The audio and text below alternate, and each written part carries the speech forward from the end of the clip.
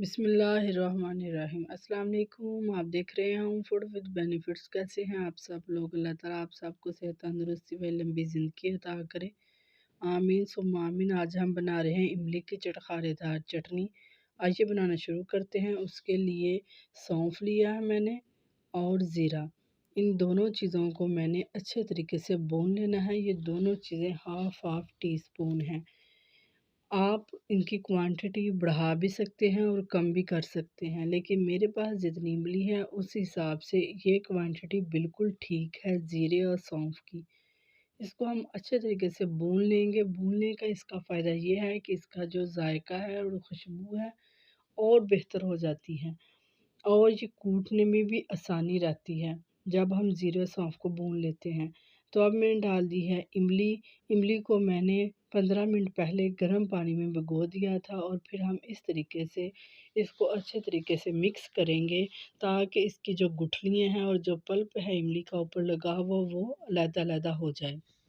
ये देखें, इसकी गुठलियाँ बहुत ही आसानी से अलग हो गई हैं। अब हम इनको बाहर निकाल लेंगे और आप इस पर जो है इमली को छान भी सकते हैं इस तरीके से। ये देखें, ये आप पे डिपेंड करता है, आप इसको छानना चाहते हैं या चम्मच के साथ इसे गुठलियों को बाहर निकालना चाहते हैं। अब मैंने इसके अंदर गुड़ शामिल कर दिया है। गुड़ आपने इमली के पल्प के अंदर ज़रूर शामिल करना है। इससे इमली का जो टेस्ट है वो बहुत ही अच्छा हो जाता है और जो चटनी है बहुत ही मज़े की चटखारेदार बनती है। ये देखें, गुड़ अब इसके अंदर मेल्ट हो चुका है। अब मैं इसके अंदर शामिल करूँगी सौंफ और जो हमने ज़ीरा भुना हुआ था, इसको कूट लिया मैंने, इसको शामिल कर दिया और थोड़ी देर इसको पकने देंगे। इसके बाद फिर मैं इसके अंदर शामिल कर दूँगी चीनी।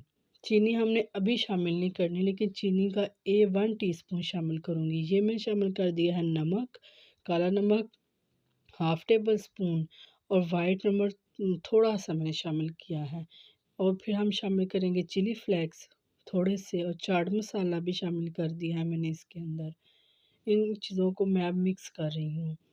इन तमाम चीज़ों को जब अच्छे तरीके से मिक्स हो जाएँ और पकना शुरू हो जाएँ तो फिर हम इसके अंदर शामिल करेंगे चीनी का 1 टीस्पून। चीनी इसके अंदर हमने शामिल इसलिए करनी है कि चीनी का जो अपना इसके अंदर ये टेस्ट होगा और वो ज़्यादा मज़े की चटनी लगेगी।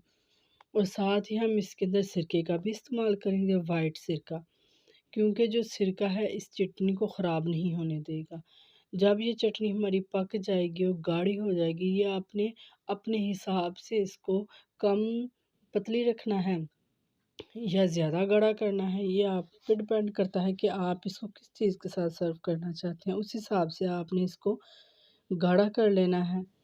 जब ये अच्छे तरीके से गाढ़ी हो जाए तो फिर हम इसको नीचे उतार देंगे। ये देखिए ये किस तरीके से पक रही है और बहुत ही मज़े की लग रही है पकने। इसको फ्रीज़ भी कर सकते हैं, जो ही ज़रूरत पड़े फ़ौरन फ्रीज़र से निकाल लें और इसको इस्तेमाल कर लें। ये बहुत ही मज़े की बनती है। आप इसको फ्राई चीज़ों के साथ इस्तेमाल कर सकते हैं, पकोड़े समोसों के साथ, ख़ास तौर पे गोलगप्पों के साथ, तो इसका टेस्ट और बहुत ही मज़े का लगता है। और इसकी जो खुशबू आ रही है बहुत ही प्यारी आ रही है, क्योंकि इसके अंदर हमने शामिल किया है सौंफ और ज़ीरा, जो कि दोनों आपस में मिल के बहुत ही अच्छी खुशबू दे रहे हैं। अगर आपको मेरी वीडियो पसंद आ रही हैं तो प्लीज़ मेरे चैनल को सब्सक्राइब कीजिए, लाइक कीजिए, अपने दोस्तों और रिश्तेदारों के साथ वीडियो को शेयर कीजिए। प्लीज़ चैनल को सब्सक्राइब कर दिया करें, क्योंकि ये आप लोगों की तरफ से मोहब्बत और इनाम होता है। क्योंकि वीडियो हम लोग बहुत ही मेहनत से बनाते हैं, सिर्फ़ एक सब्सक्राइब की वजह से आप लोगों के हमें मोटिवेशन मिल जाती है ताकि हम और अच्छी वीडियो लेकर हाज़िर हों। कमेंट बॉक्स में बताइएगा आप लोगों ने जब ये चटनी बनाई तो आप लोगों ने किस चीज़ के साथ इसको खाया। इंशाल्लाह नेक्स्ट वीडियो में फिर मिलेंगे। ओके, अल्लाह हाफ़िज़।